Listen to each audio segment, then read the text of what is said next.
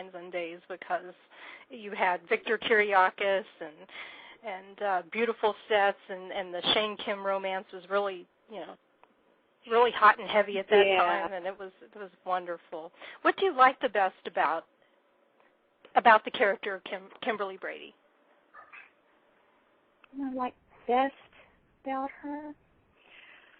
I think if I, as a person, would want to be what I would like to be, if I wanted to be like Kimberly, what I would like to be most about Kimberly Brady, I would like to be more. She seems to go after what she wants with a certain kind of feistiness. She doesn't seem to let anything stop her. Kind of a forthright kind of thing. So I think that an earnestness. Yeah, I think that earnestness kind of that I really enjoy about her.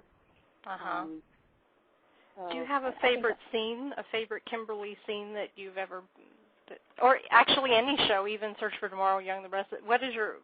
Is there a scene that you play that just really stands out in your mind as one of the best scenes? Yes, I definitely love the paint fight with Charles Shaughnessy.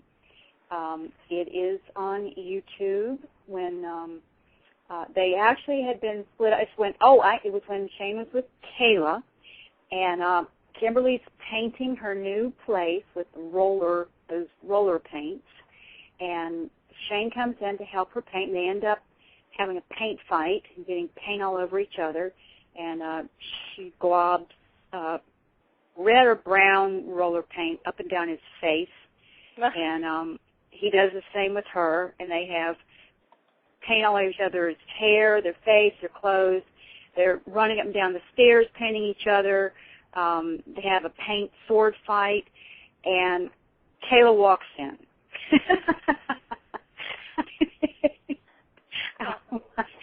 While they're laughing and painting each other. That was a good scene. I remember that one. Yeah, it drove me crazy. I was like, Shane, get away from Kayla, go back to Kimberly. But that was a great scene, though. Yeah.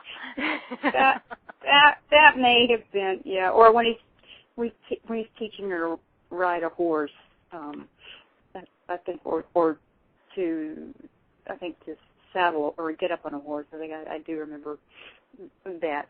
Some of the earlier ones, they're courting scenes.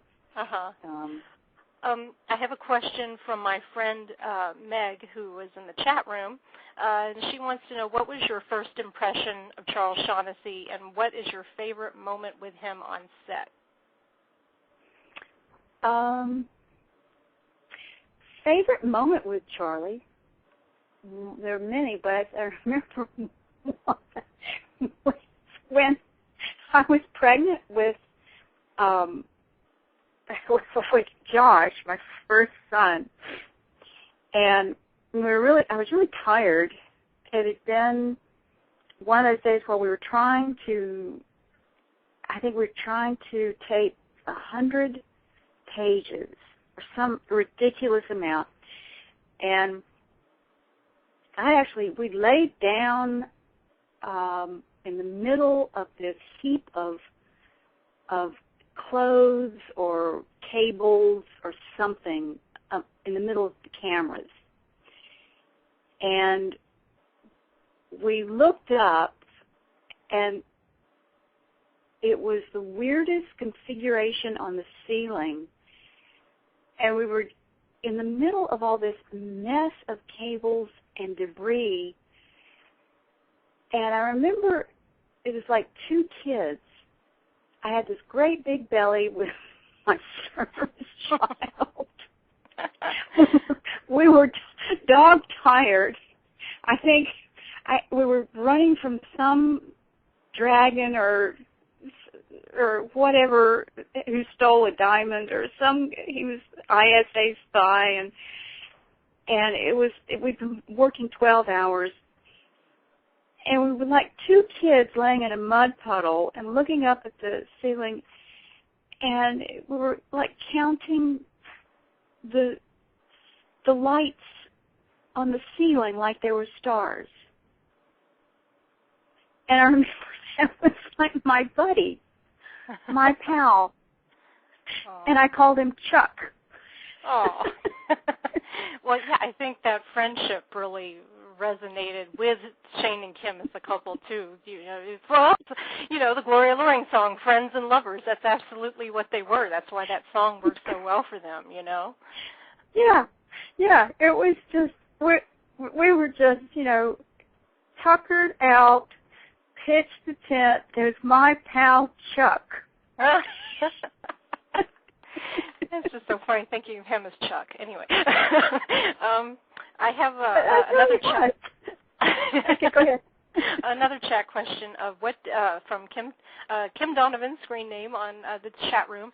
What did you think of the Shane and Kayla storyline? I think I just thought it was funny, but because I just kept seeing Charlie and Mary Beth roll their eyes around. I felt bad for both of them. Yeah. I felt bad for them because they had to play, a storyline that I knew, that they didn't feel comfortable with. Right. Yeah, I remember Mary Beth Evans had a blog several years ago, and she had it on a website somewhere, and she would talk about how it just they didn't feel right doing that storyline. That they did have trouble going through with it because it just didn't seem. I don't think either of them were crazy about it either. No, they weren't, and because I felt bad for them, and so it's like I would see them look at each other and just roll their eyes and go, ah. Yeah. Well, I have another caller on the line, 718 area code. You're on the air. Hello. Hello. Can you speak up a little?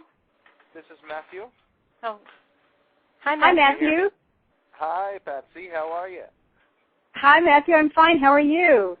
Good, thank you. I'm calling from New York. Wow. I had a question. I always have a question, but every time I listen to these shows, I hear you guys say something that makes me think of a second question right then and there. And okay. It said earlier about how the strength that you show on the show clearly comes from the real Patsy.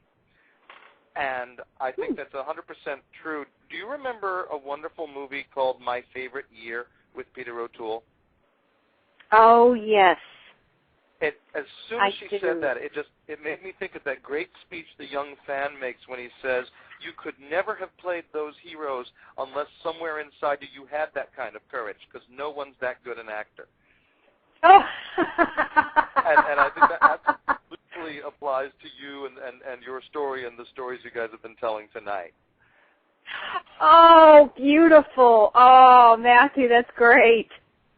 Now, my question was, I was looking at your Wikipedia biography, and I know that Wikipedia is not the most reliable source in the world, so you can tell me it's all insane, but they said, in Wikipedia, that actually said that when you were here in New York, you actually left the show Search for Tomorrow in order to sort of shadow Bob Fosse and his entourage.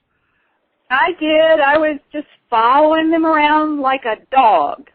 Well, of course, here in New York, Bob Fosse is second only to God.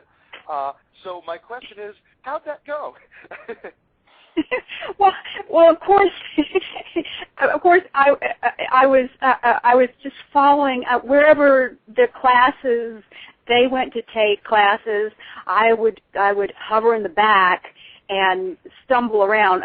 I was never good enough to get in any of the shows or in any of the auditions, but I made sure that I was in the same classes.